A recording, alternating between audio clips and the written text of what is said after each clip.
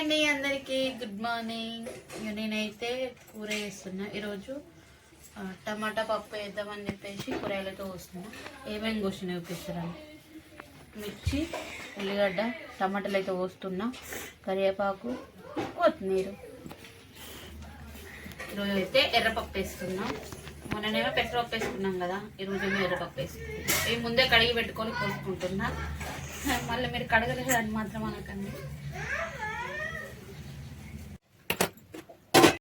నువ్వైతే కూరగాయలు అయితే కోసుకొని పక్కకైతే పెట్టుకున్నా కదా. ఇక్కడనైతే కూరనైతే పొయ్యి మీద వేసుకుంటున్నా. ఈరోజు వచ్చేసి అయితే ఎర్రపప్పు వేస్తున్నాను చెప్పిన కదా. ఇదైతే సేమ్ పెసరపప్పు లెక్కనే తొందరగా ఉడుకుతుంది. మనం పెసరపప్పు గంగా తొందరగా ఉడకాలని చెప్పేసి అనుకుంటాం, సేమ్ దాని టైప్ అన్నట్టు. తొందరగా అయిపోతుంది కర్రీ చేసుడు. చాలా ఈజీ, తొందరగా అయిపోతుంది. సేమ్ మనం పప్పు లెక్క కూడా పప్పుచారు కూడా వేసుకోవచ్చు. కాకపోతే ఈ పప్పుచారు కంటే ఇట్లా ఉల్లిగడ్డలు టమాటాలు కోసి కూర వండుకుంటేనే చాలా బాగుంటుంది. మనం పెసరపప్పు ఇట్లా పప్పుచారులకి వేసుకుంటాం కదా, అదే అట్లా బాగుంటాయి అవి. కందిపప్పు చారు, పెసరపప్పు చారు అట్లా. ఈ ఎర్రపప్పు వచ్చేసి పప్పుచారు వేసుకున్న దానికంటే ఇట్లా ఉల్లిగడ్డలు పచ్చిమిరపకాయలు కోసుకొని మంచిగా కూర వండుకున్నాం అనుకో, సూపర్ ఉంటుంది. అంటే నేను ఎక్కువ ఈ పప్పుతోని ఇట్లా పప్పుచారు లెక్కనైతే చెయ్యను. ఎవరి స్టైల్ వాళ్ళది. నాకెందుకు ఈ కూర వండితేనే నచ్చుతుంది అన్నట్టు, అందుకని చెప్పేసి చెప్తున్నా. చాలా సింపుల్. 3 పావుల నూనెనైతే పోసుకొని జీలకర్ర ఆవాలు వేసుకొని కొంచెం కరివేపాకు, ఒక 3 మిర్చి అయితే కోసుకొని పోపు వేసుకున్న. ఆ తర్వాత ఒక 2 ఉల్లిగడ్డలు కోసుకొని వేసుకున్నా. అవి కొంచెం మగ్గిన తర్వాత 2 టమాటాలు అయితే కోసుకొని వేసుకున్నా. అవి కూడా కొంచెం మగ్గిన తర్వాత అందులో పప్పు వేసుకున్న ఒక చిన్న స్లిప్, అంటే చిన్న మిస్టేక్ అయిపోయింది అన్నట్టు. వీడియోనైతే మిస్ అయిపోయింది. ఆ పప్పు అయితే కడిగి వేసుకున్నట్టు, నానబెట్టుకోలేదు ముందే, డైరెక్ట్ కడిగి వేసేసుకున్నా.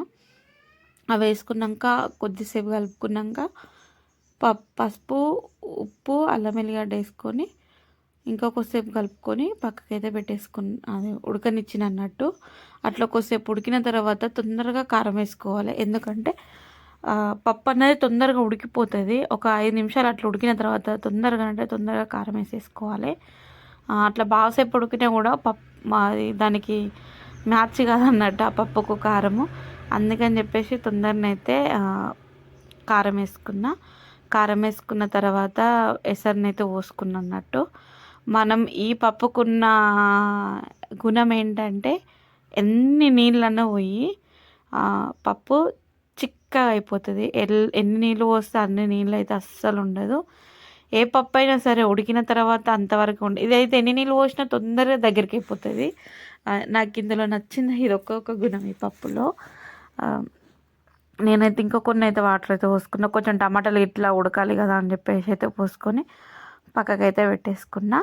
ఇక చూడండి పప్పు ఎంత ఎసరు పోసుకున్నా కదా, మంచిగా దగ్గరికి అయిపోయింది. లాస్ట్ కొంచెం కొత్తిమీర వేసుకొని మంచిగానైతే కలిపేసుకున్నా. ఉప్పు అన్నీ సరిపోయినాయి. మాకైతే కారం కూడా ఎక్కువ ఏం యూజ్ చేయలేదు అన్నట్టు. పచ్చిమిరపకాయలు వేసినా కాబట్టి కొంచెం ఉండి లేనట్టు అట్లా కారం అయితే వేసిన. ఇలా చిక్కగా అయింది కదా కూర. పప్పు అయితే రెడీ అయిపోయింది అన్నట్టు. ఇక్కడ నేను ఏం చేస్తున్నానంటే పప్పు చేసిన కదా అని చెప్పేసి కొంచెం చపాతీ పిండి ఉండే, చపాతీ వేద్దామని చెప్పేసి అయితే చేస్తున్నా. చపాతీ అయితే పిండి అయితే కలుపుకుంటున్నా. చపాతీ కోసము కొంచెమే ఉండే పిండి, అవి అయితే వేసి కలుపుకుంటున్నా. ఆ పిండిలో నేను ఏం వేయలేదు, కొంచెం ఉండి లేనట్టు ఉప్పు వేసి మంచిగా నీళ్ళు అయితే పోసి మంచిగా కలుపుకుంటున్నా అన్నట్టు. చాలా సింపుల్గా. అంటే కొంతమంది అది వేసుకుంటే మంచిగా వస్తాయి, ఇవి వేసుకుంటే మంచిగా వస్తాయి, మెత్తగా వస్తాయి అని అంటారు కదా. నేను అందులో ఏం వేయను, ఓన్లీ ఉప్పు, వీలైతే కొంచెం అంత నూనె కూడా పోసి కలుపుకొని పక్కకైతే పెట్టేసుకుంటాను. నాకైతే పిండి మంచిగానే మెత్తగా నానిపోతాయి. చపాతీలు అయితే మెత్తగానే ఉంటాయి, మరీ అంత గట్టిగా కాకుండా అంత కర్కరకని కాకుండా ఏం రావు. నాకు నచ్చినట్టు నేను కలుపుకుంటే బాగుంటుంది అన్నట్టు. అందుకని చెప్పేసి చెప్తున్నా. ఇక్కడనైతే నేను రొట్టె చేస్తున్నా. ఈ మధ్యలో ఏంటో ఇలా చేయడం అలవాటు అయిపోయింది. ఎట్లనంటే మన పరోటా లెక్క వస్తున్నాయి అన్నట్టు, పొరలు పొరలు ఇట్లా వేసుకుంటే నాకైతే చాలా బాగా నచ్చింది. అంటే చపాతీ ఇట్లా రౌండ్గా చేసి అటు వేసేదాన్ని అంతకుముందు. కొంచెం రౌండ్గా చేసిన తర్వాత కొంచెం ఆయిల్ వేసుకొని, దాని తర్వాత కొంచెం పిండి వేసుకొని ఒక ఒక 2 మడతలు పెట్టుకుంటే సరిపోతుంది. నేను 2 మడతలు పెడితే చాలా పొరలు వస్తున్నాయి కదా, ఇంకొక మడత ఎక్స్ట్రా వేద్దామని చెప్పేసి నేను వేసుకున్నా అంతే. అంతే ఇక ఏమంటారు, ఫస్ట్ ఎట్లా చేసినో అలాగేనే వస్తుంది, కాకపోతే ఒక్క పొర ఎక్కువ వచ్చింది దీనికి అంతే. పొరలు పొరలుగా మెత్తగా మస్తున్నాయి, నిజంగా నాకైతే చాలా బాగా నచ్చింది. ఓన్లీ నేను చపాతీ వేస్తే ఒక రౌండ్గానే వేసి అటు వేసేదాన్ని, తర్వాత కాల్చేదాన్ని అన్నట్టు. నాకు అంతకుముందు కూడా చపాతీలు చేయాలంటే ఒక 2-3 గంటల టైం తీసుకునేదాన్ని, ఎందుకంటే చేయరాక అంత టైం తీసుకునేదాన్ని. కానీ నూనె పెట్టి చేసేదాన్ని ఒకప్పుడు, నూనెతోని కాకుండా పిండితో నాకు అస్సలు చేయరాకపో. కానీ మెల్లగా నేను పిండితో కూడా ట్రై చేసిన. ఇప్పుడైతే మంచిగా నీట్గానైతే చేయగలుగుతున్నా, చపాతీని అయితే రౌండ్గా నీట్గానైతే చేయగలుగుతున్నా. ఒకప్పుడు అయితే ఇటు చేస్తే అటు పోయేది, అటు చేస్తే ఇటు పోయేది. చపాతీతో నేను చాలా విధాలుగా కష్టపడి అయితే చపాతీ అయితే నేర్చుకున్నా.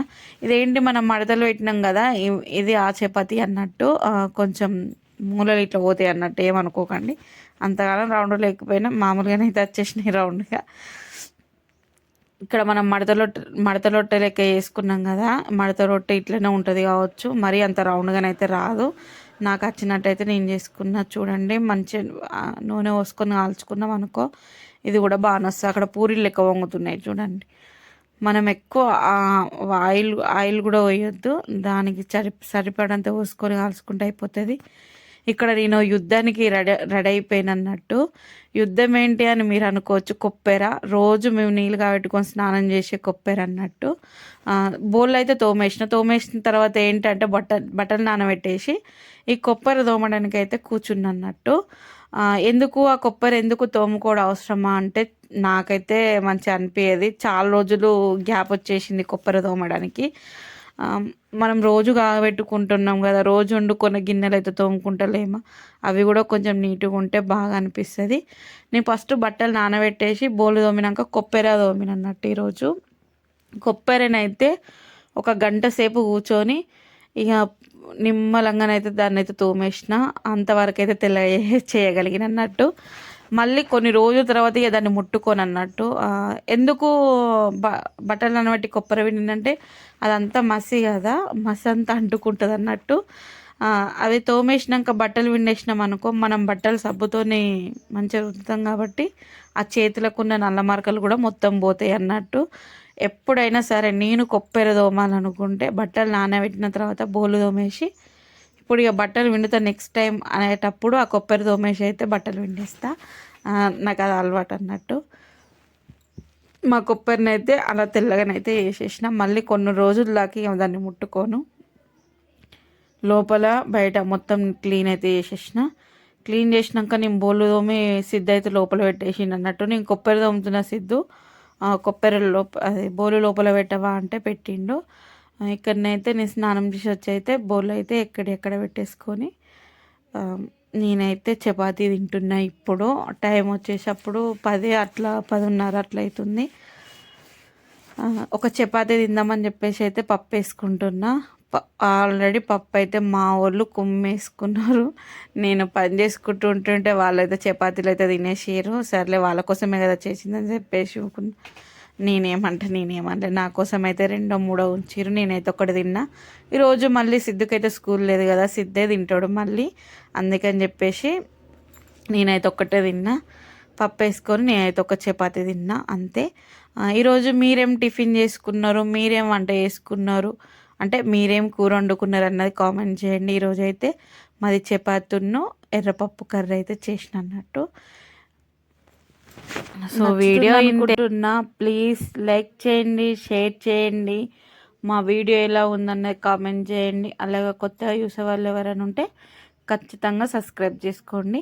ఎందుకంటే మన వీడియో 10Kకు దగ్గర ఉంది కాబట్టి అందుకని చెప్పేసి అడుగుతున్నా అంతే. అడగంది అమ్మాయిని అన్నం పెట్టదు అంటారు కదా, నేనైతే ఇలా అడుగుతున్నా. ఓకేనండి. బాయ్.